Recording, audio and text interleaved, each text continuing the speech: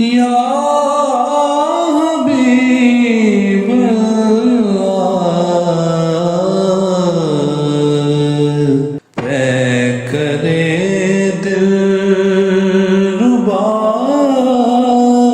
بن کے آیا، روح ارض و سما بن کے آیا۔ السلام علیکم، کیسے ہیں آپ سب لوگ؟ اس وقت ہم مکہ کلاک ٹاور میں انٹر ہو رہے ہیں۔ ہم سیکنڈ فلور پر جائیں گے جہاں museum of the prophet biography یعنی سیرت نبی صلی اللہ علیہ وآلہ وسلم سے متعلق میوزیم ہے۔ ایسا میوزیم مدینہ میں بھی ہے۔ بکنگ کرتے وقت آپ 5 زبانوں میں سے کوئی ایک زبان سلیکٹ کر سکتے ہیں اور آپ کے ساتھ گائیڈ بھی ہوتا ہے۔ اس میوزیم میں ڈیفرنٹ زونز ہیں جو آپ کو 1400 سال پیچھے لے جاتے ہیں، جہاں جدید ترین ٹیکنالوجی کا استعمال کیا گیا ہے۔ یہ میوزیم دنیا بھر سے آنے والے لوگوں کو نبی صلی اللہ علیہ وآلہ وسلم کی زندگی اور اسلامی تہذیب سے متعارف کرواتا ہے۔ وما ارسلناک الا رحمۃ للعالمین، آپ صلی اللہ علیہ وآلہ وسلم کو تمام جہانوں کے لیے رحمت بنا کر بھیجا گیا۔ یہاں حضور صلی اللہ علیہ وسلم کی سیرت طیبہ، ان کی حیات مبارکہ کا پس منظر پیش کیا گیا ہے۔ پہلے زون میں اللہ عز و جل، ان کے اسماء حسنہ اور ان کی صفات کے بارے میں بتایا گیا ہے۔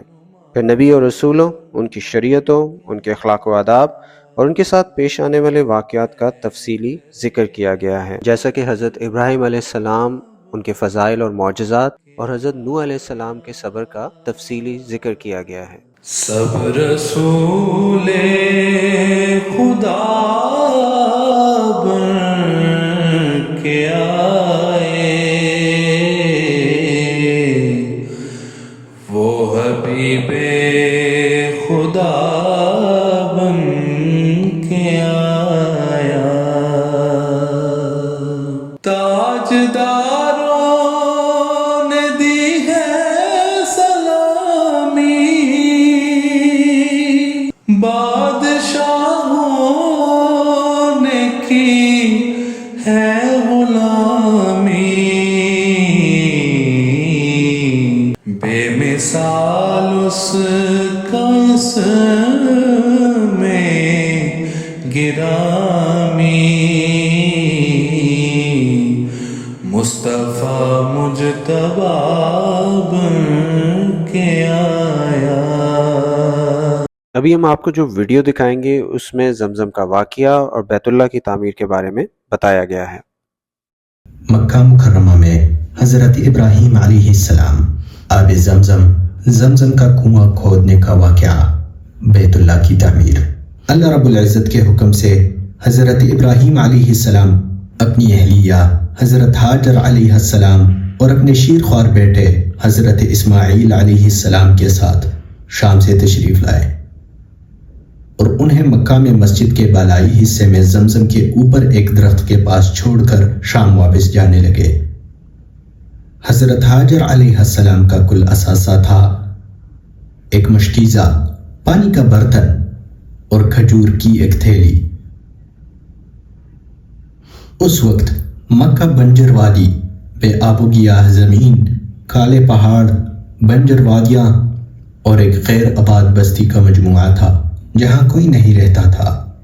حضرت حاجر علیہ السلام حضرت ابراہیم علیہ السلام کے پیچھے چل پڑی اور ان سے اس جگہ چھوڑنے کی وجہ پوچھنے لگی۔ اے ابراہیم، آپ ہمیں اس جگہ چھوڑ کر کہاں جا رہے ہیں جہاں نہ کوئی چیز ہے اور نہ کوئی انسیت بخشنے والا انسان؟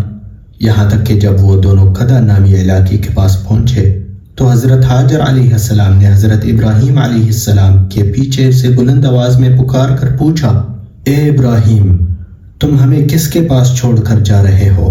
لیکن حضرت ابراہیم علیہ السلام نے ان کی طرف توجہ نہ دی۔ آخرکار حضرت حاجر علیہ السلام سمجھ گئی اور کہا، کیا اللہ تعالیٰ نے آپ کو ایسا کرنے کا حکم دیا ہے؟ حضرت ابراہیم علیہ السلام نے کہا، ہاں۔ تب حضرت حاجر علیہ السلام نے کہا، تو وہ ہمیں ضائع نہیں کرے گا۔ پس حضرت ابراہیم علیہ السلام روانہ ہو گئے، یہاں تک کہ جب وہ ان کی نظروں سے اوجھل ہو گئے تو بیت اللہ کا رخ کیا اور ہاتھ اٹھا کر ان الفاظ میں دعا کرنے لگے، اے ہمارے پروردگار، میں نے اپنی کچھ اولاد اس بے آب و گیاہ وادی میں تیرے حرمت والے گھر کے پاس بسائی ہے۔ اے ہمارے پروردگار، یہ اس لیے کہ وہ نماز قائم کرے، بس تو کچھ لوگوں کے دلوں کو ان کی طرف مائل کر دے اور انہیں پھلوں کی روزیاں عنایت فرما تاکہ یہ شکر گزاری کریں۔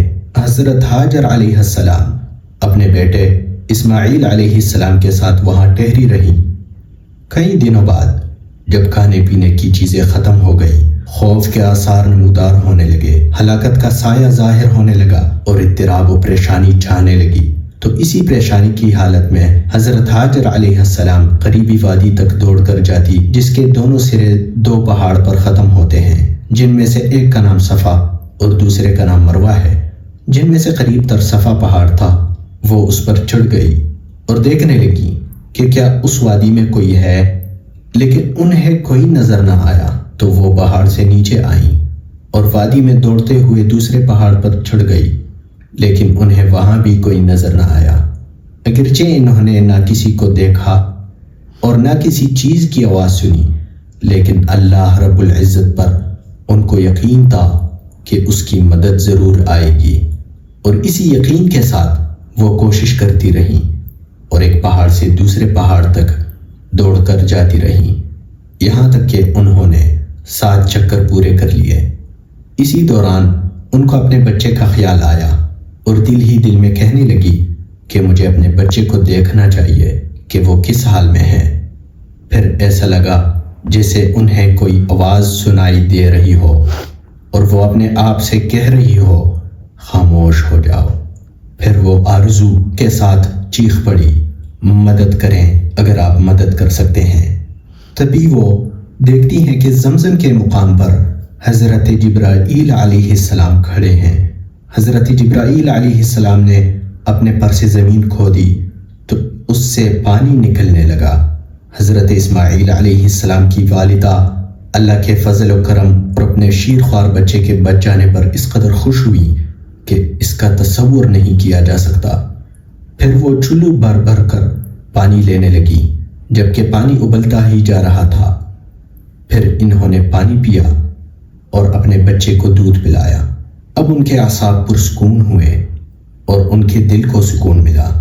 پھر جبرائیل علیہ السلام نے انہیں پکار کر کہا، ہلاک ہونے سے مت ڈرو، یہاں اللہ کا گھر ہے جو یہ لڑکا اور اس کے والد بنائیں گے، اور اللہ اپنے بندوں کو ضائع نہیں ہونے دیتا۔ قبیلے جرہم کے لوگوں نے جب مکہ کے نشیبی حصے میں آ کر پڑاؤ ڈالا تو انہوں نے ایک پرندے کو منڈلاتے ہوئے دیکھا۔ انہیں اندازہ ہو گیا کہ یہ پانی پر منڈلا رہا ہے۔ وہ حیران ہوئے کہ اس بنجر وادی میں پانی کیسے ہو سکتا ہے۔ انہوں نے اپنا قاصد بھیجا تو حضرت ہاجر اور ان کے فرزند حضرت اسماعیل علیہ السلام سے اس حال میں ملاقات ہوئی کہ میٹھے پانی کا چشمہ بہہ رہا تھا۔ وہ ان کے پاس گئے اور ان سے ان کے پڑوس میں بسنے کی اجازت طلب کی۔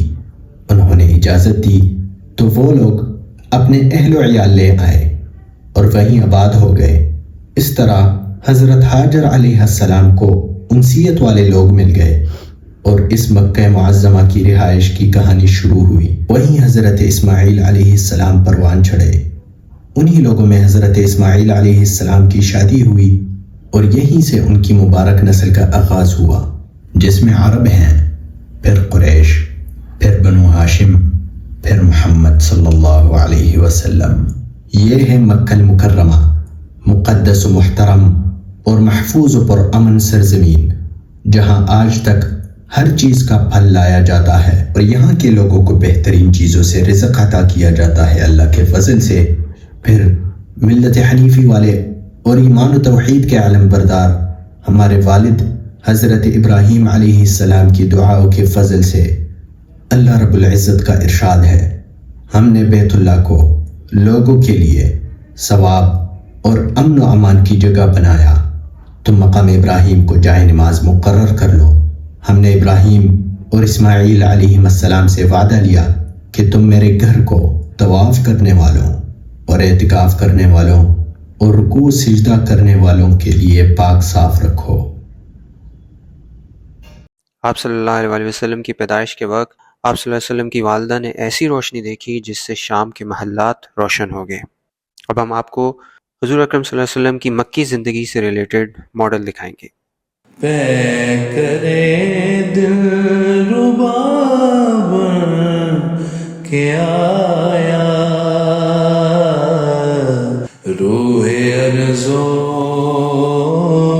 سما بن کے آیا۔ مکہ مکرمہ میں خانہ کعبہ اللہ تعالیٰ کا مقدس گھر ہے جس کی بنیاد حضرت ابراہیم علیہ السلام نے رکھی۔ روایت میں آتا ہے خانہ کعبہ اس بیت معمور کے برابر میں واقع ہے جس کے گرد فرشتے آسمان میں طواف کرتے ہیں۔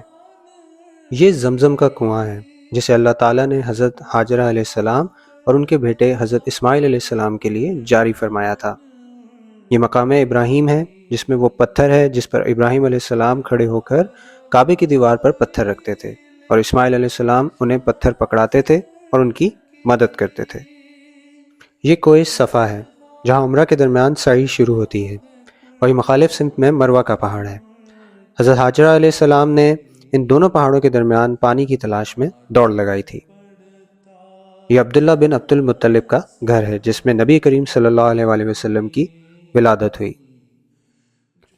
مروہ پہاڑ کے قریب ہمیں حضور اکرم صلی اللہ علیہ وآلہ وسلم کا پہلا ازدواجی گھر ملتا ہے۔